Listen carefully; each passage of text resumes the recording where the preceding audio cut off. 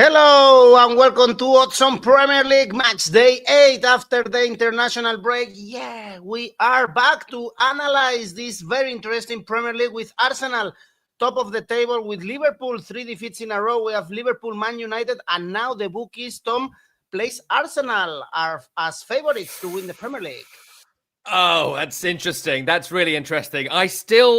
I'm not confident on Arsenal because of the last 3 years. They find ways to blow it, but this is the best they have ever looked.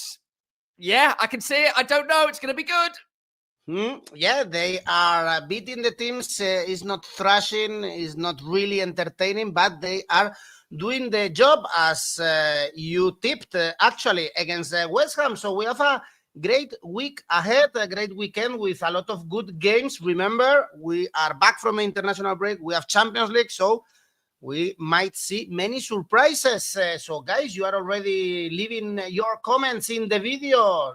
Keep doing so. Tell me your tips. And, of course, press the like, subscribe. Let's go on now with the show.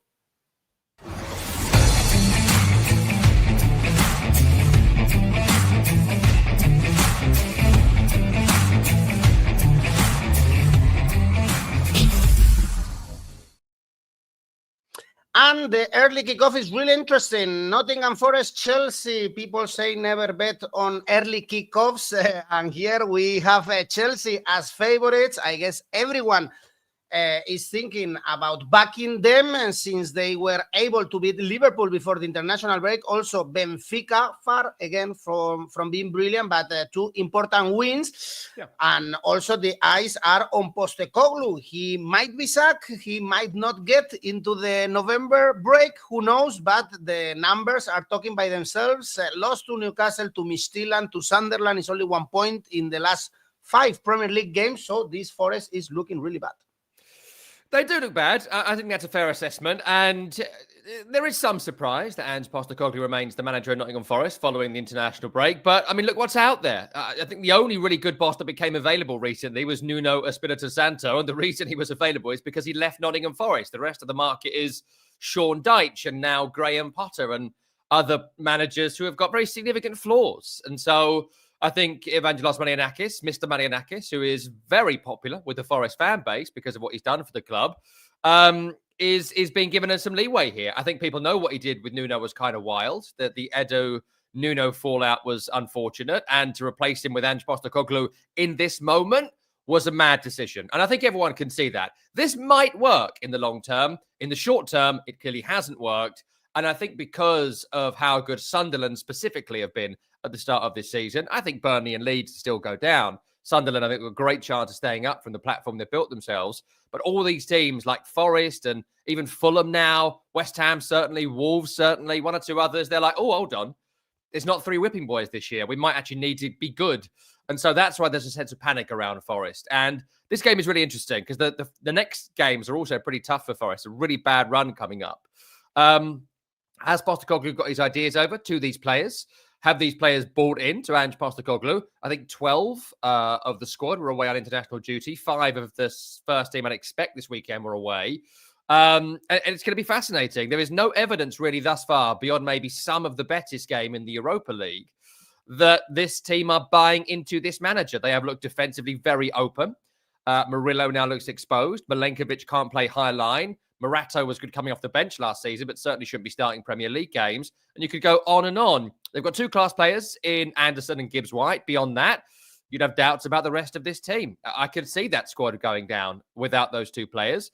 You can equally see them going on a run and being in the top 10. That's what the Premier League is this year. So really, really interesting. As a Chelsea, they're so unpredictable. Like they are and have been for the 2-3 years we've done this program, the most unpredictable team going. Because some weeks they can beat Chelsea, beat Liverpool and look fantastic. They can play really well and beat teams, but also can play really poorly and lose 3-1 to Brighton. Same squad, same manager, same setup, same ground. In the case of the Liverpool and Brighton games, you never quite know what you're going to get. But I do think that if Forest play a higher line here, Chelsea will destroy them. Pedro Neto is fantastic. Garnacho, I'm not the biggest fan, but he's really fast. And over the top, being linked up by João Pedro. Enzo Fernandez looks better in a further forward role. Lavia, Caicedo behind. If Lavia is fit, that's fantastic. If that is the team, they should win. Also doubts about the centre-halves for them, as there is for Forest. 𝗀𝗵𝗿𝗀 and 𝘀𝗵cie probably going to be the centre-halves, but I think enough to beat Forest. So look, there's two ways this goes. Number one, Chelsea have a really off day and Forest win this by 1 goal. Otherwise, I think Chelsea win big. And I'm going to go Chelsea win big. So I'll take Chelsea win first and foremost. That was last I checked to 1.85. Then I'm looking at handicap markets because when Chelsea score 1, I think they score 2 and maybe 3. Minus 1.5 for Chelsea is 3.25. Minus 2.5 is 7. It's a bit wild, but if they score first, Chelsea, they're going to win big. If Forest score first, I can see them getting over the line. First goal, absolutely crucial here. I'll tip Chelsea. Caicedo is the best player so far with the Blues. We have now an Oddspedia supercomputer. Tom, it's called Smart Bet, giving us tips in all the games. Is the AI introduced by our great developers? Wow. And it says double chance 1x is the super tip they are giving us for this game. You can see the confidence rating and the best odds in your region. So they are backing a surprise for this game. Remember, it pays basically the same. The double chance for Nottingham Forest or Chelsea to win this game. We have Ishi telling us odds on Chelsea are suspicious. Perhaps you think they are too high. Marco is going for both teams to score.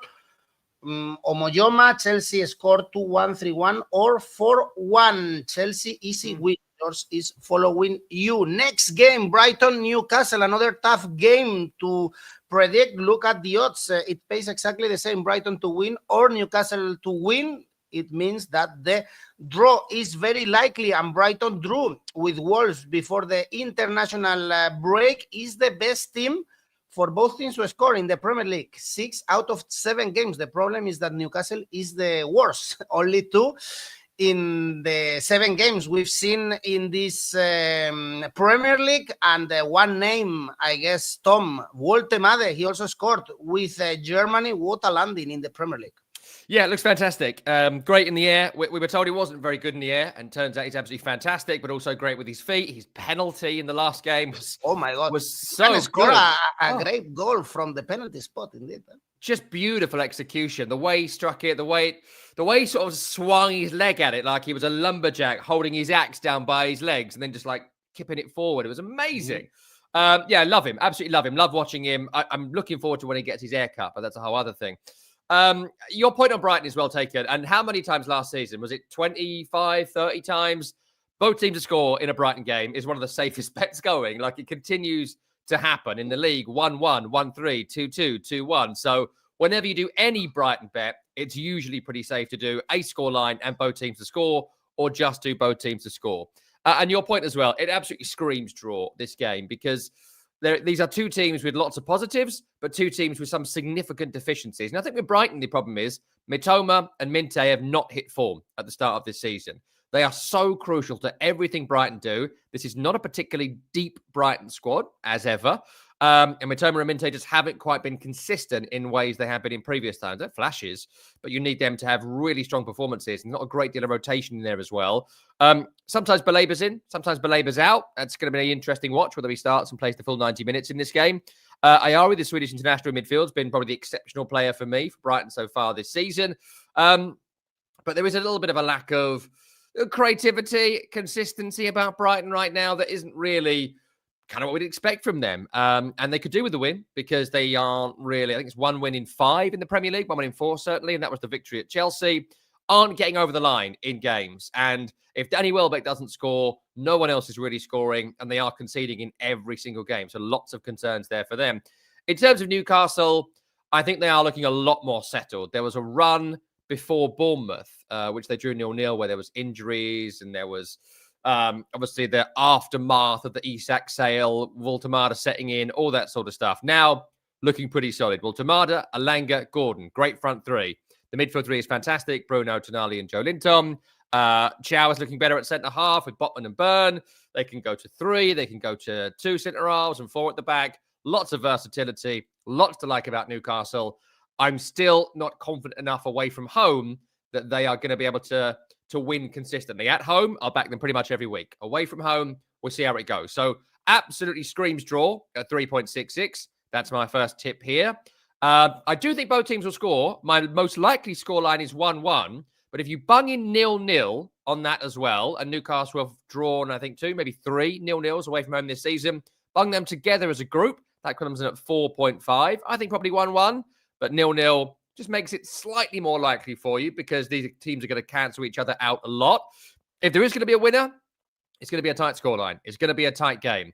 Brighton to win by exactly 1 is 4.5. Newcastle to win by exactly 1 is 4.33. Very similar odds there. 2-1 either way feels quite likely. And the only player I'll pick out here is the guy you started with, 𝗀𝗲𝗿𝗀, anytime, 3.25. Double your money for the most likely scorer on the field to score anytime. They're giving the money away.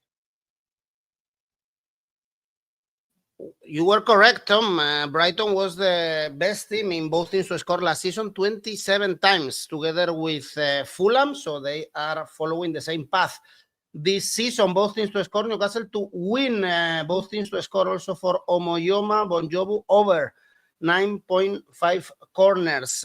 It's good to see this Newcastle improving during the season. They have Champions League. They smashed Royal Union Saint-Gilloise also, so they are in a good run. Next one is a really important game for the relegation battle. Burnley, Leeds, 4 points only for Burnley, but they are strong when they are playing at home. They only lost to Liverpool, and it was in the very last minute.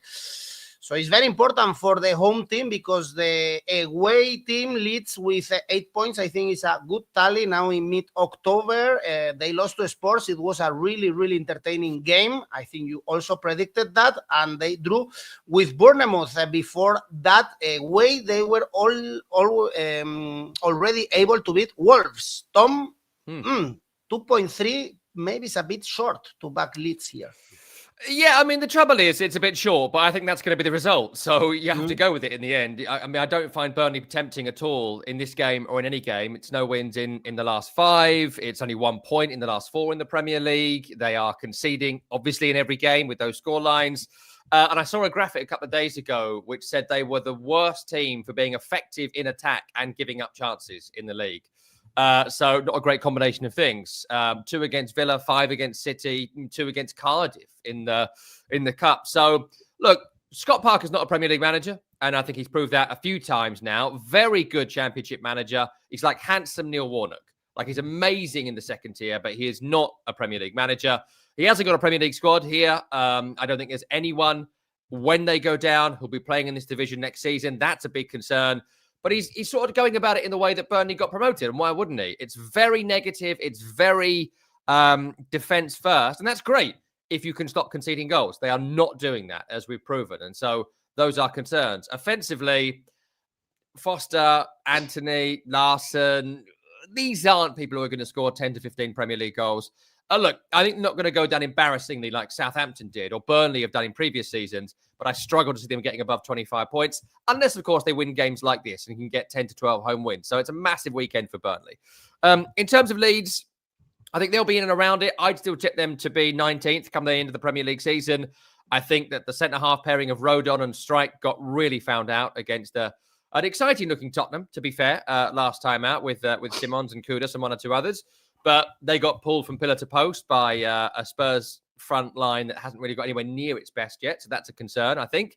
And they're just quite blunt in that there's not much guile in this team. In Harrison, Aronson, Longstaff, Ampadu, Stark. Good runners, hard runners, good players. But beyond Willie Gnonto, who I don't think will be fit enough for this game. We'll see. It's international break, so it can be a bit sketchy that. But without Gnonto, I don't see much special in this Leeds team. So if they get really good at corners, which they might, there's every chance they stay in the Premier League. Without that, I'm struggling at the moment. But in this particular game, they have a stronger squad than Burnley, and results and league table, I think, gives them more confidence going into it. So 2.35, not amazing for a Leeds win here. I don't see them as that big a favourite, but I think that will be the scoreline. Then you've got to look at how it goes. And I think that Burnley will not score many goals this season, and I don't back into scoring this game. So a Leeds win 1-0 is 7. A Leeds win 2-0 is 10. So those are correct scores, which I wouldn't always advise, but there's a great pathway into making some money if you take those scorelines as bases and work out what you want to do. For example, Leeds to win by exactly 1 goal is 3.75.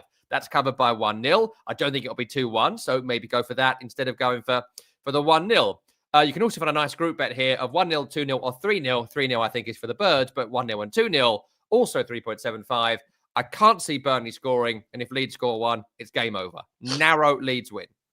Super draw for this one. Marco is telling us draw. Also Omoyoma, Konats, Burnley, tough at home, draw. Then we have an agreement. I think here, correct score.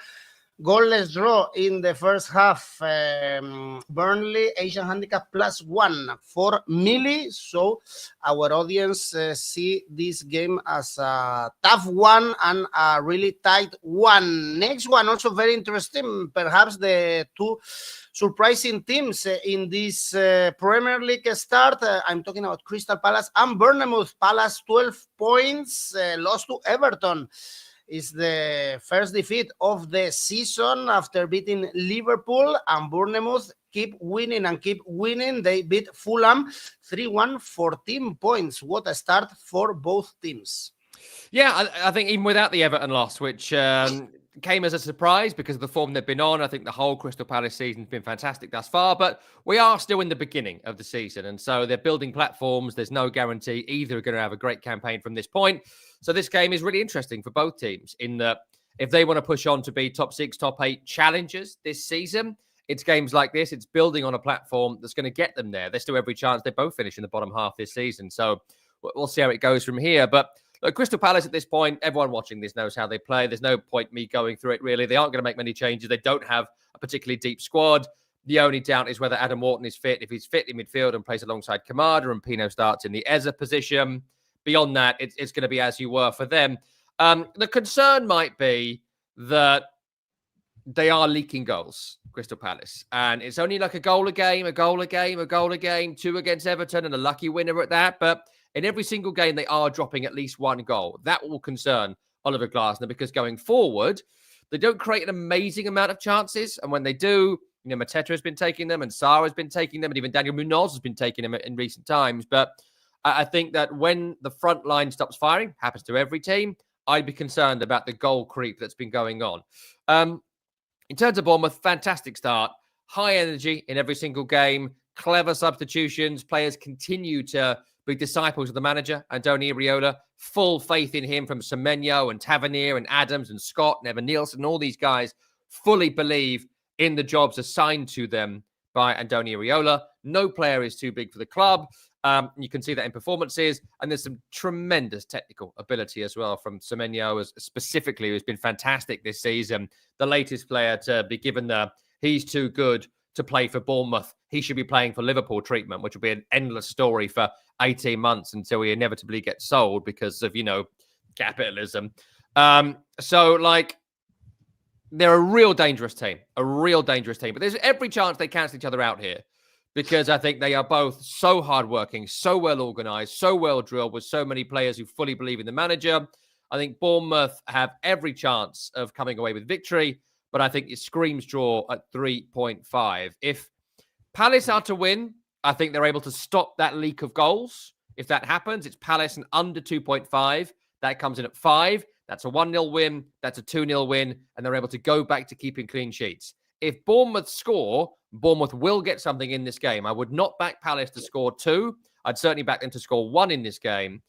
Bournemouth and over 2.5 goals comes in at 5. For me, if they score, they go on to win 2-1, maybe 2-0, maybe 3-0. That'll be covered by most of that bet. And then pick a couple of players out here. 2 players outstanding this season in terms of goals. Jean-Philippe Mateta anytime is 2.5. Semenyo anytime is 4. Pick a scorer, pick a winner, pick a result. You'll make some money. Okay, great start for both teams. Tough game to call. Both teams to score. I can split them. Draw, upset, Bournemouth win. Okay, Bournemouth to win comfortably. Felix is the opposite. Crystal Palace 1x and both teams to score. Let's check what the Oddspedia AI is telling us. And Smart Bet is saying full-time result. Bournemouth, odds 3.35. Wow, that's big result and really high odds. By the way, there is the explanation why the AI is going towards the direction of Bournemouth. Next one, Man City, Everton, odds to win for the citizens 1.45. Although I guess the name of this game, of course, is Jack Grealish. What an impact he's having with Everton. You mentioned at the beginning of the season, and probably is even bigger.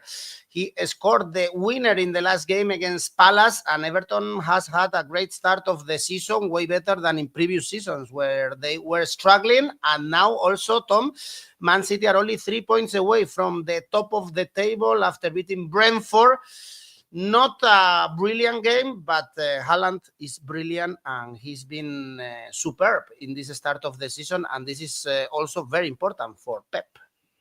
Yeah, solid, unspectacular so far this season for Man City. I think we've been treated to so much spectacular from them across the Guardiola decade that this seems like a bad start, like historically, but it's not a bad start. They're picking up points, a couple of duff results, but they're just going through the motions. They're winning where they need to. They're not overperforming, but certainly not underperforming. And like, who doesn't think City are going to get better as this season goes on? If they're within touching distance of the title, within 5 points with 10 games to go, they're going to be well worth a bet after game week 28 if that is the case. So one to follow. I think certainly it's a 3-horse race this year, not 2. The positives are, as you mentioned, Erling Haaland, 10 games scored in a row for club and country, multiple goals in some of those games as well. It's 9 in the Premier League already this season. Fantastic record. Donnarumma's come in, and he's obviously been better than James Trafford, with all due respect. Whatever you might think about Donnarumma, he is one of the top 5 goalkeepers in the world. Whatever deficiency he might have for anyone watching, he's an outstanding goalkeeper, and they have replaced a very good goalkeeper in Ederson, initially with a pretty average goalkeeper in Trafford, and now an outstanding goalkeeper. And it's made a difference. It's made saves in every game. Defensive balance is still off. They need a right back, need a left back. If they're going to play 4 at the back, the O'Reilly, Nunez, Lewis thing they've been doing doesn't work. So they've got to find a settled back 4, which is not a particularly Guardiola thing to do, but I think that's something you might need to start doing. And then it's all about getting service to Haaland. Is Foden back to his previous form? Is Doku and Bob the right combination on the wings because they have pace? We'll find out together, but I think the profile of City needed to get younger. I think Guardiola has noted that, and you can see that the evidence of that in recent weeks. But it's all about getting service to Haaland. If you get Haaland anywhere near the penalty area, ball at feet, ball at his head, he's going to score on current form.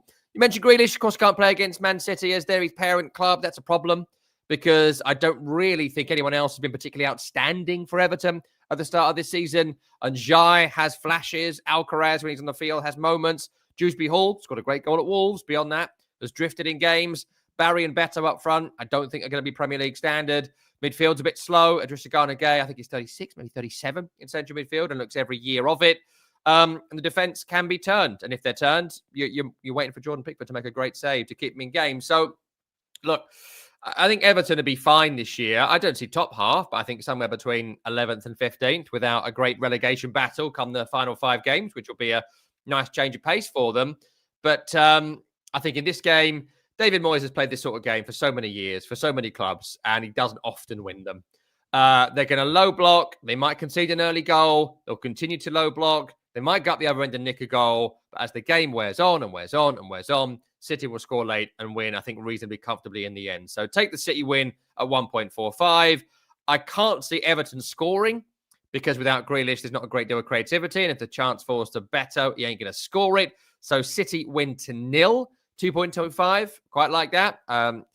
I was looking at handicaps here. My only concern is they're not steamrolling Team City. Last year or the year before, I certainly might have said 2, 3, 4, 5-0. I know they put 5 against Burnley. Could happen again here, but seems like a nice, comfortable 1 or 2-0.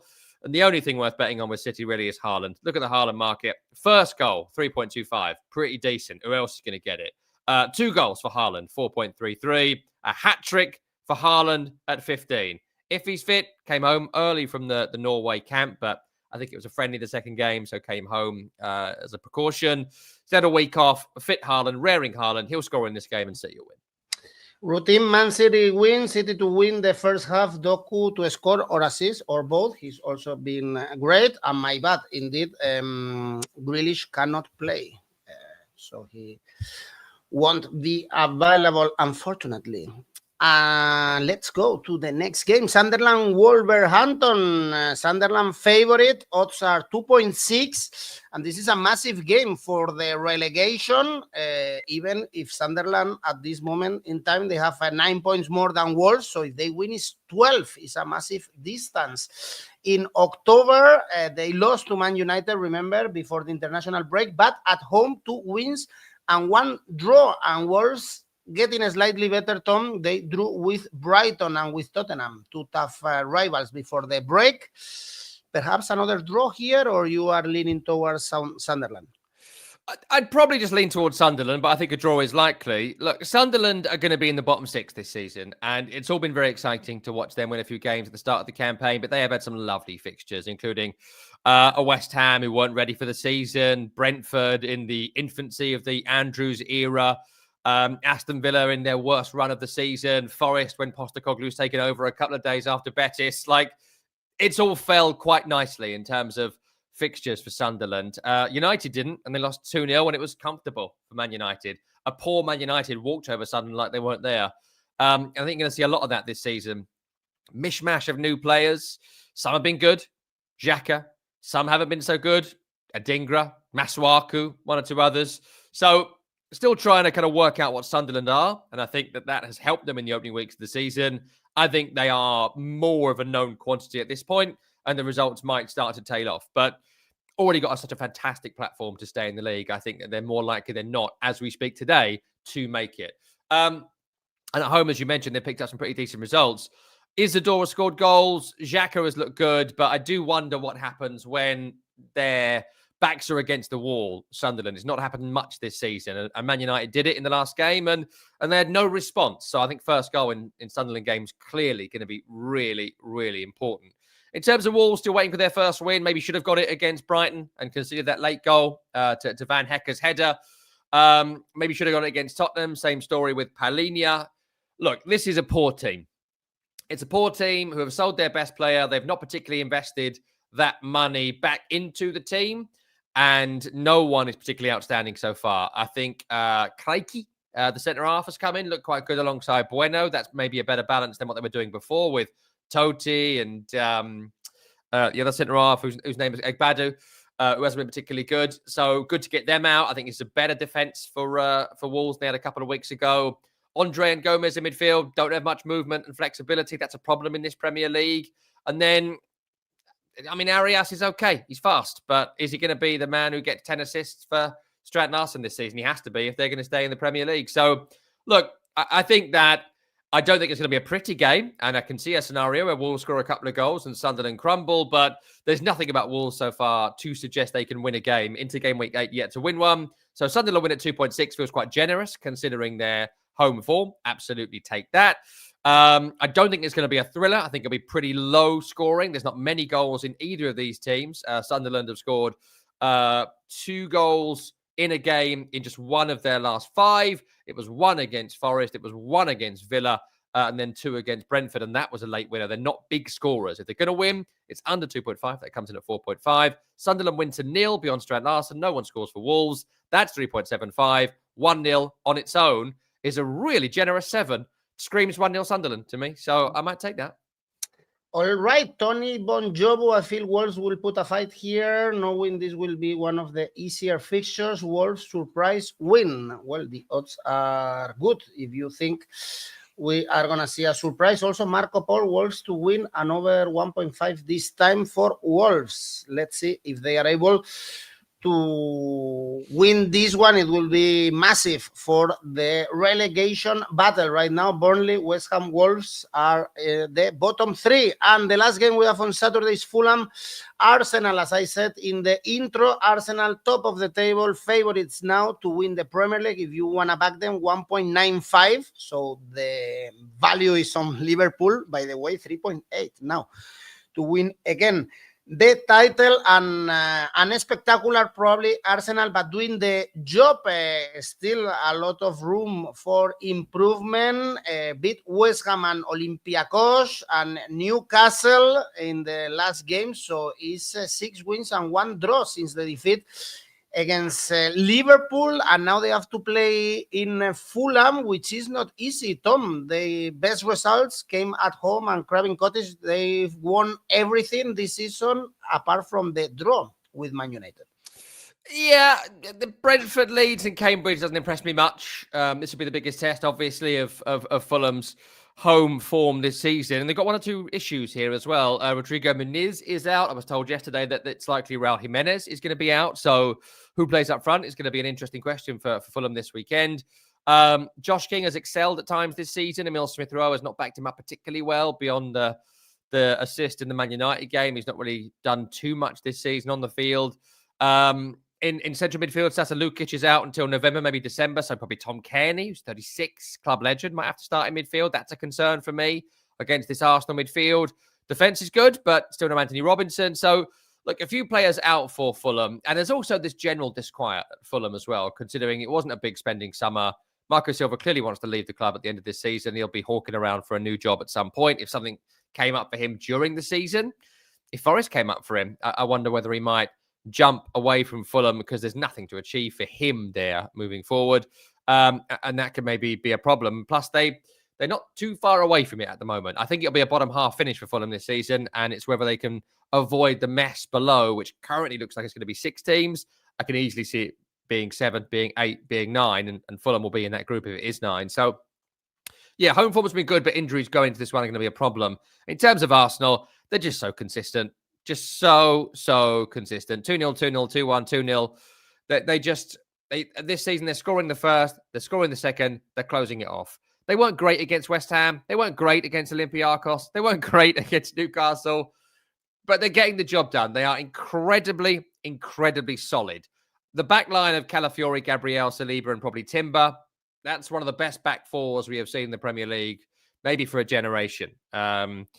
I mean, defensively, we can argue Liverpool's back line was sort of better, but they had more offensive qualities. This is not a particularly offensive on the field to play back four. That's a back four to defend. That is almost Alex Ferguson, Vidic, Ferdinand, Evra-like back line.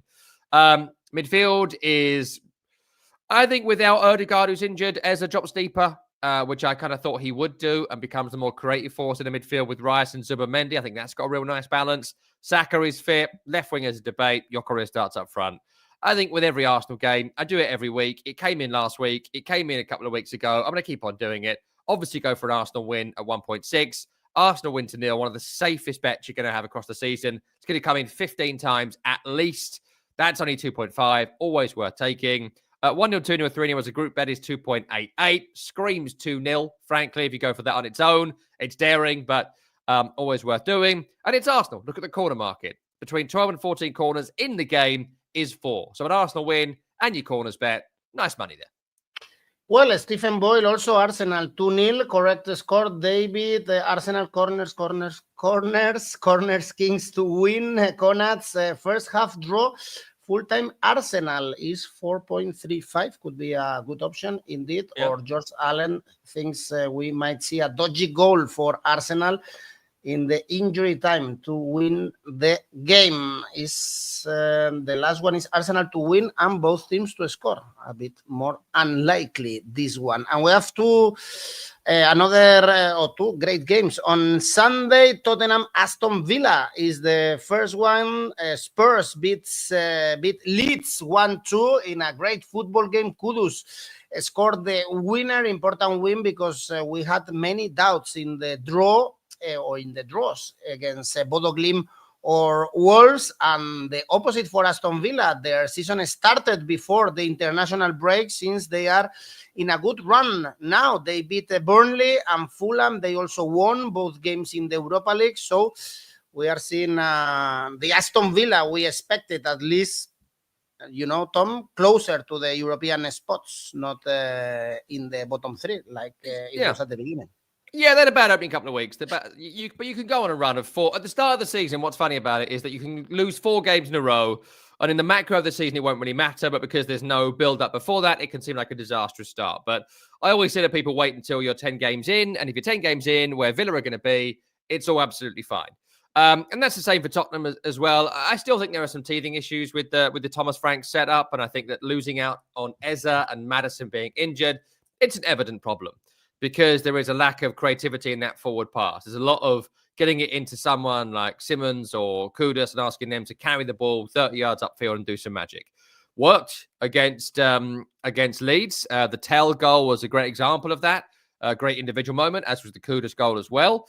So that is one problem. But beyond that, looking pretty solid. Romero and Van der Ven remain one of the best central defensive partnerships in the league. I'm interested to see if Jed Spence gets back into this team or whether he stays on the bench and they keep a doggy in the team. We look pretty good, I thought, against Leeds. Midfield balance, again, slightly off offensively, but very strong defensively. And I like the look of 𝗀𝗵𝗄 Simmons. I really do. I think that with development and time, he could be something really special for Tottenham in that his ball control is fantastic. He's got a swagger and magic about him. Similar to Kudus, but I feel like he might have a bit more end product overall than Kudus, probably a better overall player than Mohamed Kudus. But again, if you can play Kudus and Simmons and another in a front three, they're going to cause some damage to some teams this season.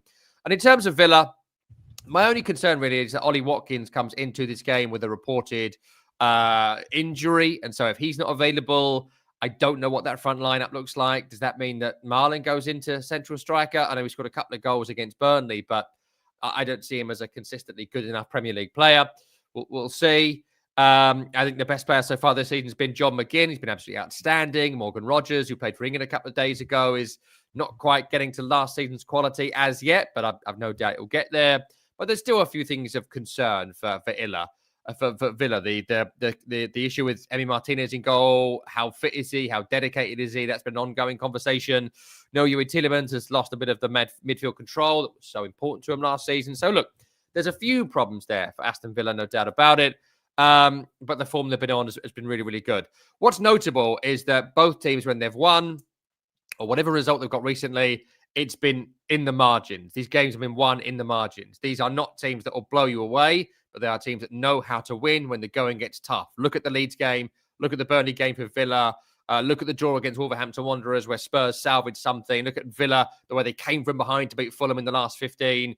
There is so much desire in these two teams. They do not give up when they go a goal behind, which has been the story for a few teams we've mentioned so far today. So first and foremost, screams draw at 3.75. Villa drew against Sunderland away. Spurs have drawn 3 of their last 5. And at home, as we saw against Wolves, sometimes Spurs, if they go behind, though they try, they are lacking a bit of creativity. If you're picking a winner, I would just shade for Tottenham at 2.21. I think 2-1 Tottenham is a very likely scoreline. 2-1 either way is a very likely scoreline. I would just go for Tottenham. Both teams to score on its own is 1.62. Pick a winner. Mine is Tottenham. That makes it 4 for Tottenham and both teams to score. But 1-1 or 2-1 either way. This is unpredictable. 2.5 goals, over 2.5 goals. Can't trust both teams. Maybe Tottenham, since they are playing at home. Marco is picking Aston Villa.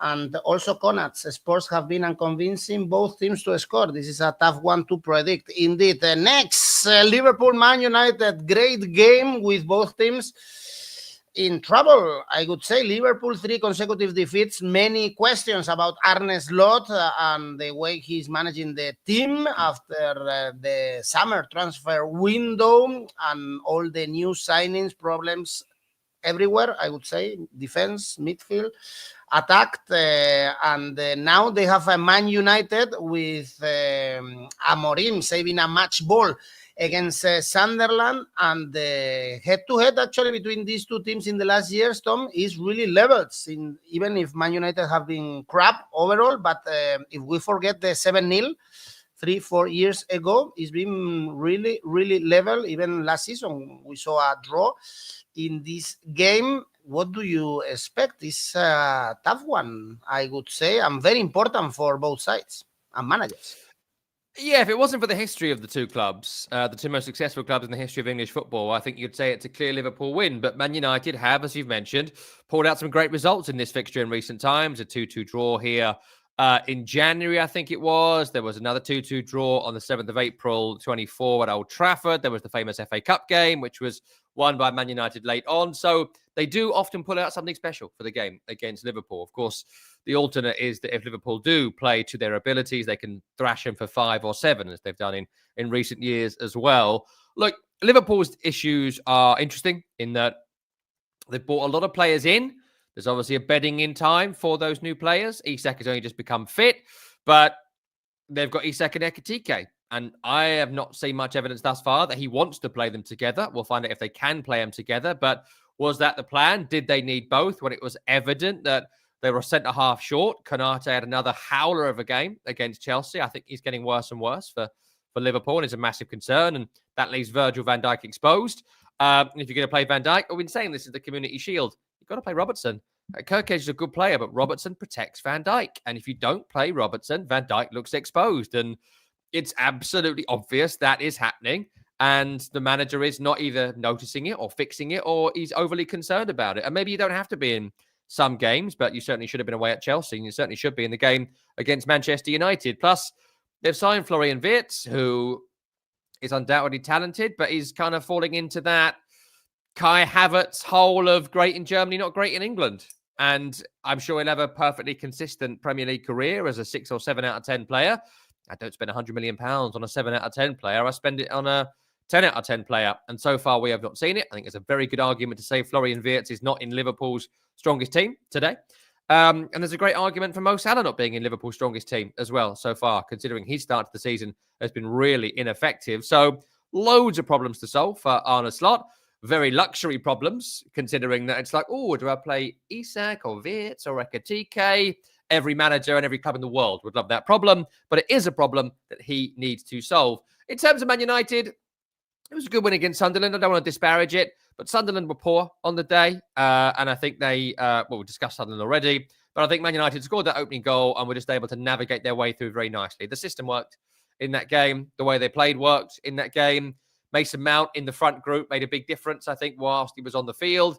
Trouble is with Mason Mount, he's always injured, and we don't know how fit he's going to be to start this game, to complete this game. He had to come off in the last game. So hopefully he'll be able to stay fit. If he does, I think that front group of Mason Mount, Brian Mbeumo, Matheus Cunha, I think it's a very, very solid group behind Benjamin Sesko, who has got better. I think scoring that goal against Sunderland will make a big difference. But defence still looks weak. Midfield still looks slow. And Liverpool could certainly take advantage of that. But there's every chance United pull off a big performance. How's it going to go? You got to go Liverpool win. 1.68 is pretty decent for a home Liverpool win. And my only question here is who's going to score for Man United? Unless there is a Liverpool defensive howler, I don't see Man United scoring. That leads me to Liverpool winning without conceding in what I think will be quite a tight game. Liverpool went to 0 at 3.5, I think is really nice. Group bet of 1-0, 2-0 or 3-0 for Liverpool is 4.33. I can see them fighting to score that first goal, nicking that first goal, and then going on to add a couple late ones to put some flattery on the scoreline. You can also pick out 2-1, 3-1, 4-1 at 4. I think win to 0 is more likely, but if they have their opening 10-minute aberration, Liverpool, which has been so consistent for them across the last 5 or 6 years, I can then see Liverpool coming behind to win it. And then 𝗀𝗃𝗃 anytime. I think he starts over 𝗀𝗀. He is the better of the two strikers at the moment. That's 2.2. And if you feel really brave, a minus 1.5 handicap is 2.5. Whether it's worth your time, I don't know. But I think 2-0 at least to Liverpool. I can't see United scoring. Mm-hmm. Well, Al-Mac, I only see Man United or a draw. For this one, Konat's Liverpool and both teams to score. Can't trust Man United or Konate, indeed. William Young, last minute, Liverpool win over 1.5 goals. Felix is telling us, well, this is very important for Arne Slot, for Rubén Amorim. Already a lot of criticism around Arne Slot, despite winning the Premier League last season. Our smart bet tool is telling us under 3.5 goals for this game, 1.8. Good odds, actually, even for a 2-1. Could be a great option. There you go. You can check it out in our page. And we have an extra for Monday. We have West Ham Brentford. Only 4 points for West Ham, but they've improved, Tom, under beloved Nuno Espiritu Santo. And this is a massive game because they are playing against a direct rival, and we have West Ham 3 games at home, 3 defeats, and we have Brentford 3 games away, 3 defeats against Fulham, Sunderland, and Forest. I guess you are hoping for the Hammers' first win at home. I mean, I am hoping because they're my team, but I also think that if West Ham can't start winning games like this, I don't think time is running out. We've got a long way to go, but I do think the platform is really wobbly right now. And look, Graham Potter, I think, is a disgrace, frankly, for the way that West Ham was set up at the start of this season. I have been shocked. Of all the teams in the league, and again, I am biased on West Ham, but I've been shocked how unready they looked for this season. They've looked slow, out of shape. They have not fixed the issues of last season. And the summer window was clearly a total waste of time because the manager's gone after 3 or 4 games. So Nuno has come in. I mean, they've got incredibly lucky that 𝗀𝗀𝗄𝗃, Edu, and Nuno had a fallout because Nuno was available and has taken the job. A very, very good Premier League manager to come in and try and get some results. Nicholas Füllkrug's injured. Big shock. Going to miss the next few months. But I don't think that's the worst news for West Ham because he has been shocking since coming in. Couldn't trap a bag of cement. Slow, useless, old, fat. So, great to see him gone. The trouble is they've got Callum Wilson as the backup striker who's got all those attributes and is older. So that's a problem. And Callum Marshall is probably going to start this game, who had a great time, I think, at Huddersfield last year in the Championship, but I'm not sure he's a Premier League striker. But look, he can move and Füllkrug can't. So Nuno's going to have worked on defence, and I think that's clear in the Everton draw and the loss against Arsenal, despite not looking offensively good. Defensively, look better. 𝘀𝗵cie looks like he can defend in this lineup. Mavropanos looks like he can defend in this lineup. 𝗀𝗀𝗄𝗃 or Potts in front of him gives him protection. Intrigued to see what the formation is. Now he's had 2 weeks to work with a vast majority of this squad.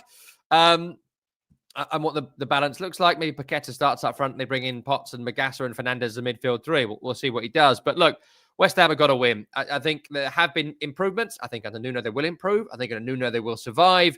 But it's going to be a long and painful season for West Ham. They still have Jarrod Bowen. They still have Somerville. They have Diouf. They have attacking quality.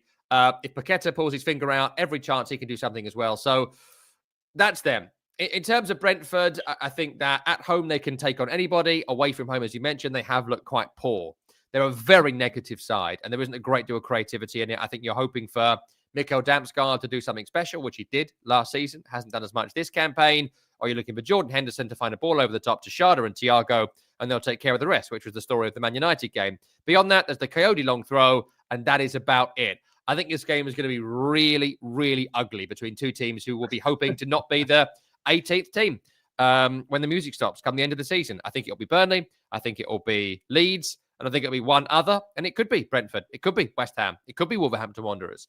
And so it's a really important game between two rivals, even though it's still relatively early in the season. I just think West Ham are going to win it. I think there's some protest by some fans who don't like the Olympic Stadium. It's been 10 years, get over it. But I think there'll still be a decent crowd. I still think there'll still be a good atmosphere. And I think that even if West Ham go behind, everyone hated Graham Potter, and now Nuno is there. I think there'll be a bit more hope that he can get something. So West Ham win at 2.57 for a home team to win is not too bad. I do think they'll concede because they're poor defensively, but I think West Ham have got goal scorers in their team that maybe Brentford don't. West Ham, both teams to score is a really generous 4.5. Screams 2-1 to West Ham. That on its own is 9.5, which I'll be taking going into the game on Monday. And the one outstanding player is Jarrod Bowen. He's one of the best players in the league. Anytime for him, 2.88. Double that with a scoreline and you'll make some money.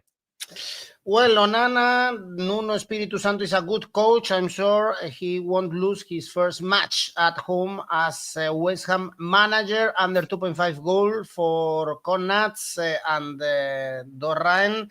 Every time I put money on West Ham, they let me down. Yeah. This can happen.